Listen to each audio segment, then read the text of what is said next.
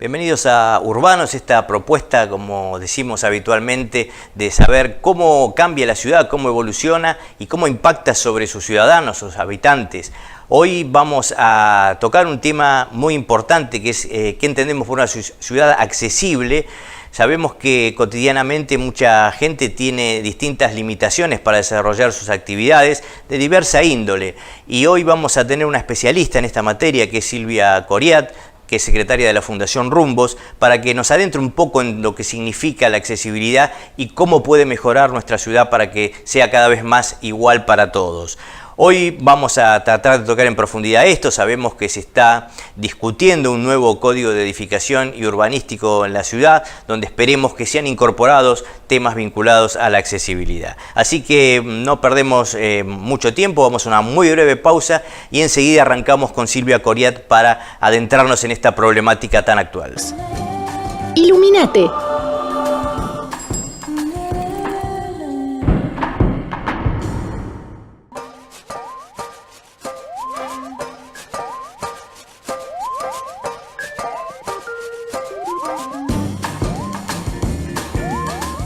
La altura del asiento es fundamental para obtener el máximo rendimiento y comodidad.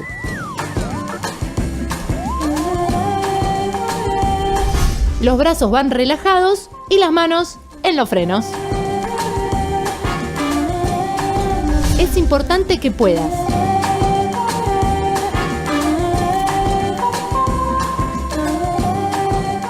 no anules tus oídos con auriculares. Drogas como el alcohol y algunos medicamentos afectan tu percepción. Evítalos al conducir.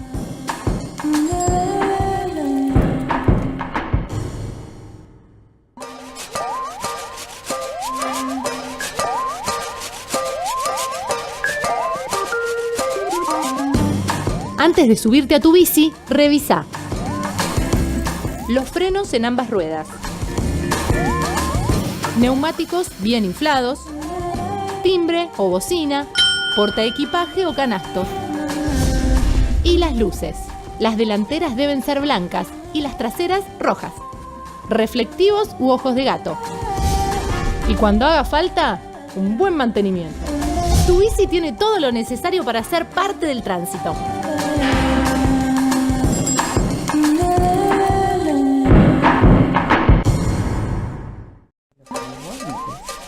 Se había logrado que los andenes queden a nivel, ahora trajeron unos trenes que son más altos, pero el andén entonces venía a ser problema de calor. A la noche el ciclista es difícil de percibir. Aunque veas, no quiere decir que te vieron. Todos los elementos que utilices para hacerte ver anticipan tu presencia en el tránsito. Luz blanca adelante, luz roja atrás, ropa clara o chaleco y reflectivos. Ilumínate.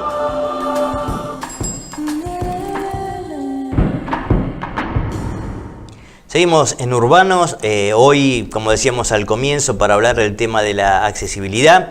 Le damos la bienvenida a Silvia Coriat, secretaria de la Fundación Rumbos. ¿Cómo estás? Muy bien, Gustavo, y muy contenta y realmente te felicito y te agradezco que tomes este tema que es tan importante para tantos ciudadanos. Así es. Arranquemos un poquito explicando Sí. de qué se trata una ciudad accesible. Bueno, a ver, una ciudad accesible, o como decimos nosotros, una ciudad inclusiva, socialmente inclusiva, físicamente accesible. Es una ciudad en la que sus habitantes y visitantes incluso teniendo determinadas dificultades para transitar o para moverse por alguna cuestión de discapacidad, ya sea transitoria o permanente, puedan llevar adelante su vida de manera plena, es decir, que puedan desarrollar sus proyectos de vida yendo a estudiar, pudiendo recibirse, pudiendo trabajar, pudiendo recrearse, usar los espacios públicos, usar el transporte, usar las veredas. Esto que estoy diciendo, que es tan natural para tantos ciudadanos, o sea, uno nace, va al jardín de infantes, después va a la escuela, después, etcétera, etcétera, no es así para quienes tienen dificultades motoras o quienes tienen dificultades visuales, auditivas o intelectuales. La ciudad le impone barreras muy serias y los deja fuera en muchos casos. Entonces, es un problema muy serio.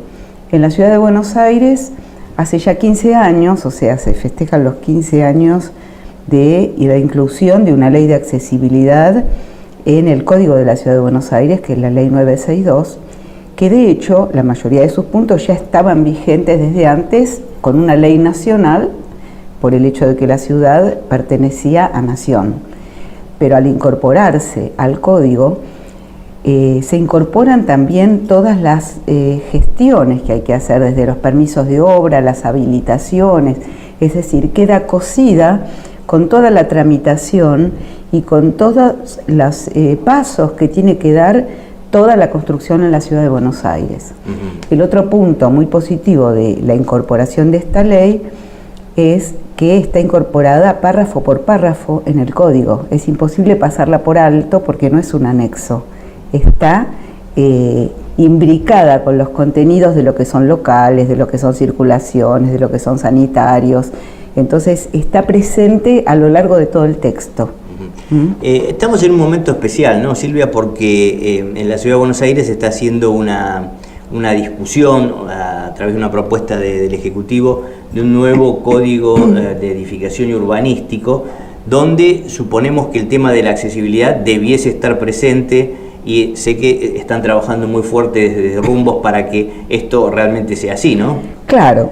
A ver, la accesibilidad del nuevo código está presente porque le da continuidad al código anterior en ese sentido. Sin embargo, el código anterior, pese a las virtudes de las cuales hablaba yo recién, también tiene sus problemas. ¿Por qué? Porque hay una cantidad de excepciones que se han incorporado que relativiza mucho la aplicación de la accesibilidad, la obligación de cumplir con la accesibilidad en algunos espacios que son claves. Entonces, ¿qué hace este nuevo código? Después de todos estos años en los cuales mundialmente toda la temática de derechos humanos de las personas con discapacidad y de los adultos mayores, que cada vez son más, se va desarrollando cada vez más, está cada vez más presente, lo que nos encontramos en este código, este borrador de código, es que no solamente no corrige estas limitaciones del código anterior, sino que las agrava. Entonces aparecen obstáculos más serios en temas claves. Por ejemplo, en el de los planes de viviendas sociales. O sea, la vivienda de interés social, que depende de organismos públicos, de organismos del Estado para su producción y para su entrega a sectores de menos recursos. Ya el código anterior planteaba un problema serio con esto. ¿Cuál era el problema? Que admitía que hubiera viviendas en edificios de hasta planta baja y 2 pisos por escalera. ¿Qué hace una familia de pocos recursos que sabe que esa es la oportunidad de su vida para tener una vivienda? Y a los 3-4 años aparece una artritis, aparece una cardiopatía o por un accidente, se tiene un problema muy grave con la columna o con una pierna, no se puede caminar. ¿Y qué se hace viviendo en un segundo piso por escalera? Es decir, la idea de que se le adjudica la planta baja, las viviendas de planta baja a las familias con personas con discapacidad, es correcta, pero es insuficiente, porque no se puede suponer que solamente van a tener discapacidad quienes adjudican en el momento en que se está construyendo las viviendas. Digamos, es un tema, es un imponderable que aparece a lo largo de la vida. Entonces, el criterio que habría que sostener, y que es el que plantea Naciones Unidas, le plantea al gobierno de nación y a todo el territorio del país, es que las viviendas de interés social deberían ser mínimamente visitables. Visitables quiere decir que todo el ingreso a la casa tiene que ser accesible, hasta las partes públicas de la casa, por ejemplo el living, y tiene que tener por lo menos un baño accesible. Pero además de visitable, tiene que ser adaptable, que si alguien que vive o visita en esa casa adquiere una discapacidad y necesita acceder a los otros ambientes, puede hacerlo. Eso sea posible. Bueno, eso no solamente no se está tomando en cuenta en este borrador, sino que encima ahora no son planta baja y 2 pisos por escalera, son planta baja y 3 pisos por escalera. Entonces, ¿dónde está esta cuestión de tener tan en cuenta al ser humano? Ajá. Ahí estás planteando el tema de lo que es la vivienda familiar, ¿no? Pero suponemos que también en la vida cotidiana otro de los lugares que debe tener muchas limitaciones y que no sabemos si está incorporado a la discusión es el tema de los comercios, ¿no? O el tema de, claro, los comercios de gastronomía o de otras características. Tal cual. En el tema de los comercios pasa lo mismo. Los comercios ya figuraban como una de las excepciones en el código que está vigente hoy. No todos los comercios. Pero ahora se incorpora, por un lado, que todo comercio que tenga una superficie menor de 100 metros cuadrados puede quedar libre de brindar accesibilidad. 100 metros cuadrados es 10 por 10 o es 12 por 8. Es decir, ¿cuántos comercios en el microcentro, en el centro, en las galerías, en los barrios? La mayoría de los pequeños comercios tienen esas dimensiones. Entonces quedan exentos. Entonces, por eso uno está viendo ahora comercios con escalones. Y la otra, y esto encima se complementa con una ordenanza del año 2004 y que fue congelada, es decir, digamos, se mantiene vigente y no es derogada en este código, una ordenanza que dice que todo comercio que fue habilitado previo a la inclusión de la ley de accesibilidad en el año 2003, también queda libre de hacerse accesible o no.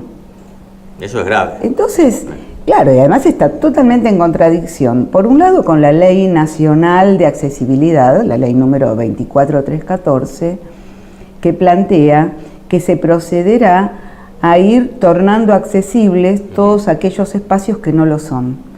Eso no es proceder a tornar accesible, eso es dejar congelado lo que no es accesible, así quedó.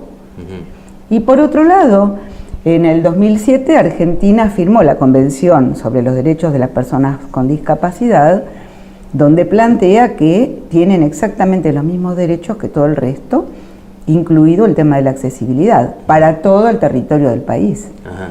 Entonces, estas ordenanzas y excepciones no tienen nada que ver con el espíritu de estas normas internacionales y de nuestra ley nacional. Claro.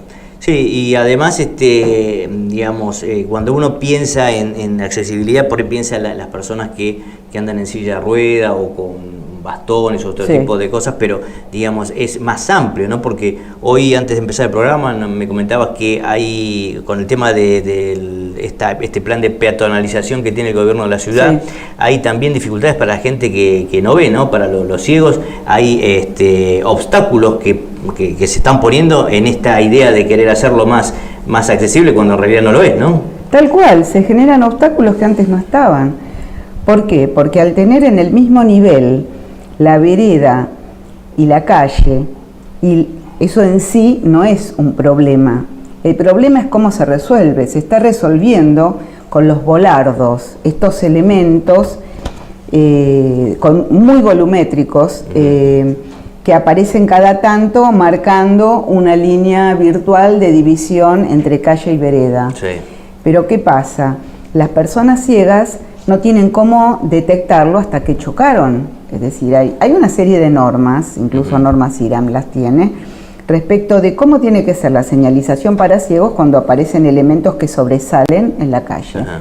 Ahora, los que parecen ser los favoritos en esta ciudad, que se están instalando a granel, son unos que tienen una especie de forma de bola de cañón. Como una bala, sí. Como una bala, con una panza que sobresale, sí. Y al sobresalir despista al bastón del ciego. ¿Por qué? Porque el bastón va avanzando, pero si se mete justo en el angulito que queda, porque la base es más angosta que sí. la panza, uno no se entera que se está encontrando con un obstáculo y se lo lleva por delante. Claro. Y esos se están reproduciendo como hongos. Y en el caso de los semáforos para ciegos, ¿la Ciudad de Buenos Aires está bien provista? ¿Sirven, no sirven? A ver, por un lado, cumplen una cierta función que puede ser bastante orientativa. Primero, es muy importante que los ciegos cuenten con una manera de discernir en qué momento tienen que cruzar y en qué momento no. Eso sí es muy importante. Pero también el sistema de los semáforos, tal como se viene implementando, por un lado se viene instalando muy lentamente, pero por otro lado también tiene sus problemas. El sonido permanente para los vecinos es un problema. Y esto se puede resolver muy sencillamente con microchips o con programas que se bajan a los teléfonos celulares, sí. Y que entonces suena solamente o vibra y entonces ni siquiera tiene sonido en el momento que el usuario lo necesita. Claro. Entonces, como que son soluciones realmente desapercibidas, como dice el arquitecto Rovira Veleta, que es un arquitecto catalán que usa él silla de ruedas, y él usa el concepto de accesibilidad desapercibida. Es decir, no hace falta estar remarcando, digamos, de una manera exagerada que necesitamos accesibilidad. Hay que brindarla de la manera más sobria posible y que sea compatible con todo el resto de la gente. Claro, seguro. Sí, esta es una problemática muy amplia, para tratarla con bastante profundidad, sí. Así que te vamos a proponer ir a una breve pausa y enseguidita no. Continuamos con el tema de la accesibilidad en la Ciudad de Buenos Aires.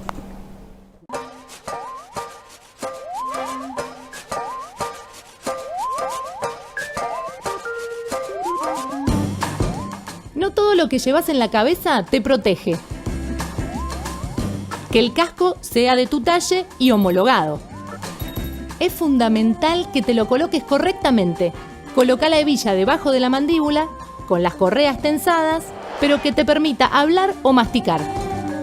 Ni hacia adelante ni hacia atrás. Ahora, fija la posición. Elegilo, ajustalo y usalo. Siempre.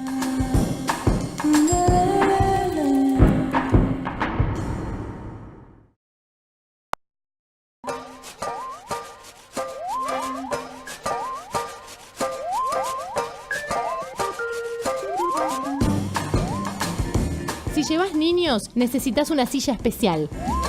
Y siempre tienen que usar casco.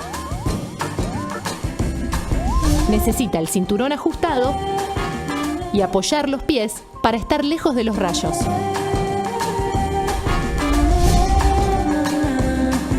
Cuando te bajes, nunca lo dejes solo, porque la bici puede caerse.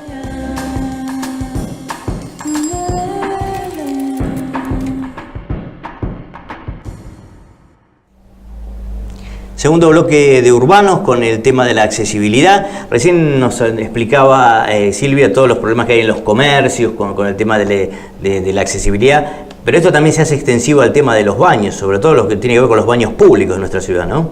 Sí, hay un tema con los baños. Los baños, ¿no? Como uno diría, de eso no se habla porque son temas como privados, como que da cierto pudor, entonces no se habla mucho de los baños. Y por otro lado, las personas que necesitan baños accesibles terminan siendo la variable de ajuste y ellos mismos por pudor también no dicen nada, no plantean siempre los problemas que tienen. Pero hay problemas serios con los baños accesibles, incluso con los que existen. Sí. ¿Qué pasa con los baños que cumplen con la norma tal como está planteada en el código, ¿no? Pasa lo siguiente, ¿a quién se tomó como parámetro de usuario con discapacidad para el diseño de los edificios y los espacios accesibles, incluidos los baños? Al usuario de silla de ruedas. Sí. ¿Cuál usuario de silla de ruedas? el usuario de silla de ruedas que se autoimpulsa con una silla que tiene una fuerza de brazos, es decir, que tiene una paraplegia, que tiene problemas con sus piernas, pero que de la cintura para arriba tiene una potencia importante. Entonces se maneja de esa manera, y como la silla de ruedas es un poco más alta que un asiento común, el inodoro, por ejemplo, tiene que ser un poco más alto, claro, como para mantenerse en el mismo nivel y no tener un esfuerzo de sobrelevarse al pasarse de uno a otro.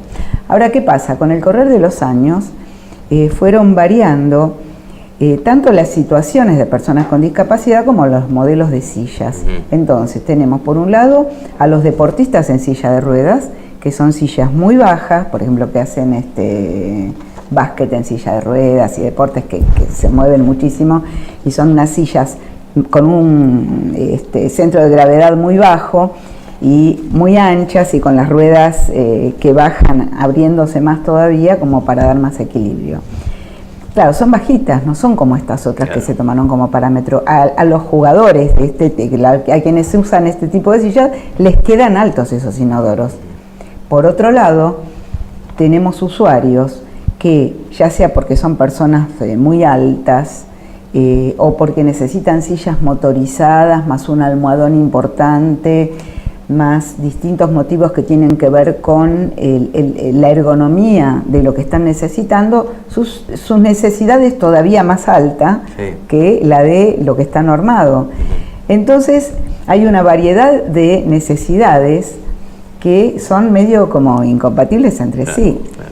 Bueno, por otro lado tenemos el tema de género, de si el baño se incluye en el baño de damas, el baño de caballeros, o hay un tercer baño usable unisex. Y entonces, y las dos cosas están muy a la orden del día, y muchas veces hay una predisposición a instalar un baño accesible en varones y uno en mujeres.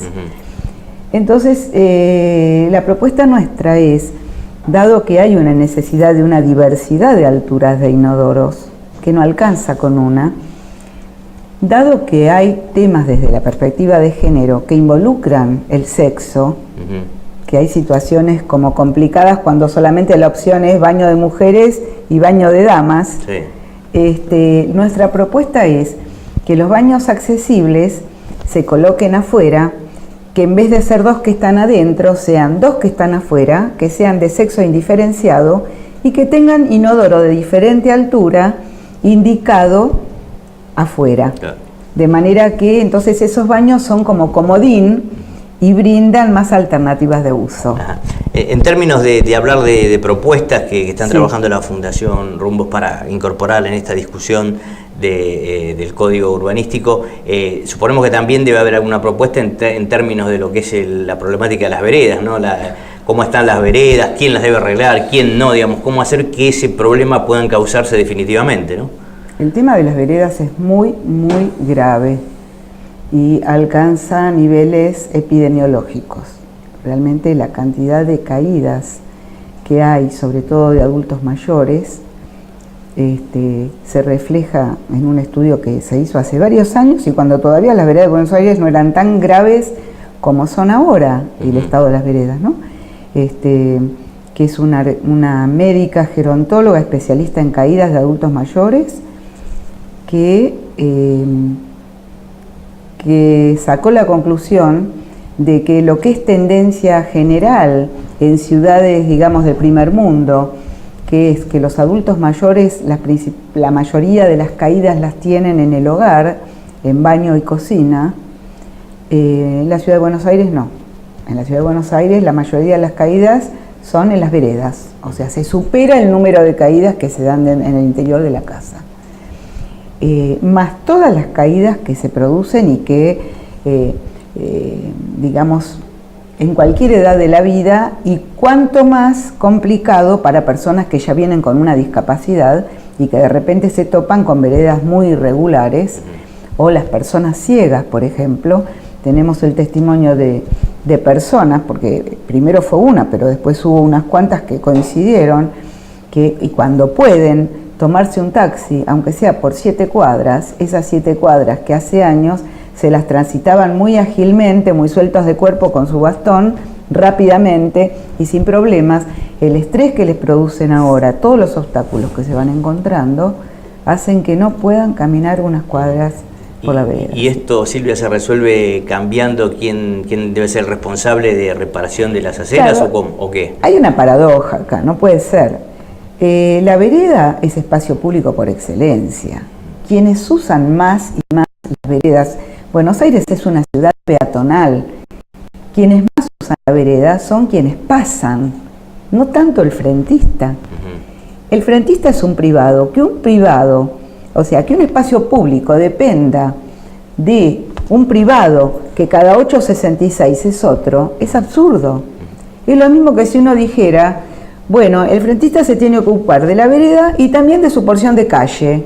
Entonces tiene que hacer el asfalto de la calle por donde pasan los autos. Sí. Es absurdo, pero si uno lo analiza, tiene que haber tanta fluidez para los peatones como la hay para los vehículos. Entonces, ¿quién se tiene que hacer cargo de las veredas? Entendemos que es el Estado el que tiene que ser responsable de su confección y de su mantenimiento, y ese es el planteo que nosotros vamos a llevar. Muy bien. Y en términos de la Ciudad de Buenos Aires, ha trabajado en las escuelas públicas, en hacerlas más accesibles, se ha avanzado en eso, creo que ustedes lo han reconocido, que en parte se ha avanzado. Sí, se ha avanzado. Pero sí, hay una falencia grande en términos de las escuelas privadas, ¿no? Esto, ¿cómo se soluciona? ¿Cómo se hace para equiparar? Es lamentable esto. Hay una permisividad con las escuelas privadas muy grande. El mismo programa y la misma exigencia que hay para las escuelas públicas no la hay para las escuelas privadas. Y lo que se incorpora en este borrador de código, que no lo podíamos creer cuando lo leíamos, decía, aquellas escuelas que por ser antiguas y presenten serios impedimentos para tornarse accesibles, pueden permanecer inaccesibles. Y nosotros decimos, no puede ser eso. A ver, hace 35 años que tenemos normativas que dicen que los espacios de uso público tienen que brindar accesibilidad. Tuvieron 35 años para resolverlo. Entonces, ahora, ¿qué hay que hacer? Si el edificio no se puede transformar en accesible, bueno, que la escuela se mude, que se busque otro edificio. A ver, los chicos tienen que hacer la variable de ajuste. No estamos hablando de que se les está poniendo un rifle en la nuca para que lo hagan en 6 meses. Pasaron 35 años. Entonces, ¿de qué estamos hablando? Y ahora se proyecta a futuro, se congela esa situación.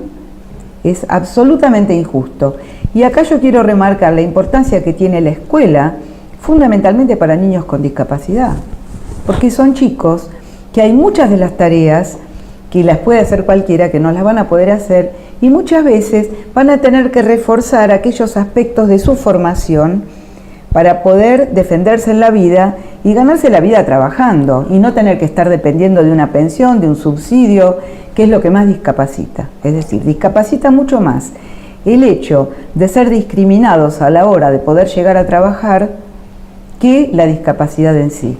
Por eso vamos a aprovechar esta oportunidad para invitar a los vecinos a que participen en estas reuniones que el gobierno ha abierto este mes que está terminando y que va a continuar el mes de mayo, para que en todas las comunas puedan llevar propuestas, así como la Fundación Rumbos o un particular, pueda acercarse y opinar y llevar ideas para mejorar esta situación, ¿no? Ahí te quiero comentar que nuestra iniciativa está redactada en el sitio web de Rumbos y tiene acceso a una página en la cual invitamos a los vecinos a adherir y adherir activamente, es decir, hacer propias las propuestas que proponemos o enriquecerlas, incorporar un debate y una comunicación con nosotros, pero llevando el tema también a estas reuniones en las comunas, que todo esto va a culminar seguramente en una audiencia pública. Va a tener que, doble lectura, seguramente, ¿no? Sí. Claro, de doble lectura. Sí. No se puede modificar el código sin una doble lectura previa. Y ahí tenemos la oportunidad también de expresarnos. Voy a pasar los datos de Rumbos, del sitio web de Fundación Rumbos. Es www.rumbos.org de organización.ar. Entrando ahí, aparece enseguida este tema del borrador de nuevo código del gobierno de la ciudad y una explicación de los puntos que nosotros analizamos, y aparece también el calendario que el gobierno de la ciudad pone para estos encuentros en las comunas. Bueno, hacemos extensiva la invitación aquí desde Urbanos para que ingresen a la página de Rumbos, vean esto, o a la misma página del gobierno de la ciudad donde está todo el cronograma por comuna, que se está haciendo son 2 vueltas, se está terminando la primera, pero viene la segunda ronda. Es muy importante que el vecino participe, que lleve su inquietud, que es el que en definitiva sabe lo que pasa en la vida cotidiana, ¿no? Y cómo quizás poder resolverlo y no desde detrás de un mero escritorio, ¿no? Claro, tal cual. Sobre todo cuando vemos el tema de las veredas, que es tan sensible a toda la población, vemos qué relativa que es esta frontera entre tener una discapacidad y no tenerla, y qué necesita alguien con discapacidad y qué necesitan todos los ciudadanos, qué necesitamos todos.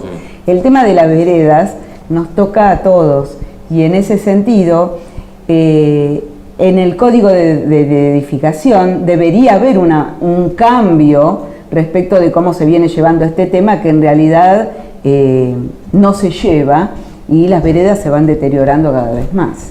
Muchísimas gracias, Silvia Corián. Nos quedaron, como siempre, temas en el tintero, pero es un tema muy amplio, seguramente lo volveremos a tocar próximamente, pero volvemos a reiterar, participen, acérquense a las reuniones de discusión del nuevo Código de Edificación y Urbanístico. Volvemos a agradecer a Silvia Coriati y la Fundación Rumbos. Nos vamos despidiendo hasta la próxima semana. Agradecemos también a Leandro Támola la operación técnica. Y en 7 días nos volvemos a juntar aquí en la señal de Arinfo TV con esta forma de ver cómo evoluciona la ciudad y su gente. Muchas gracias. Bueno, muchas gracias.